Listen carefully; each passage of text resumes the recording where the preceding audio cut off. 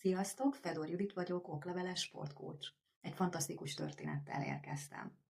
Mentorként számos gyönyörű hölgyel dolgoztam már együtt. Munkám során megszoktam a kihívásokat, a célokat, a feladatokat, a számokat.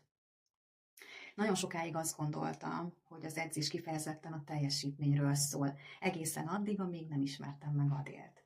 Adél egy gyönyörű látássérült hölgy. Másképp érzékeli a világot, de az álmai, a céljai, a vágyai hasonlóak bármelyikünkéhez. Idén lesz 40 éves, eldöntötte, hogy szeretné magát formába hozni, ehhez kérte a támogatásomat. Munkánk elején azt mondta nekem: Jutka, én nem látom, amit mondasz, de érzékelem, amit értesz alatt. Született meg a láthatatlan ösvény ötlete.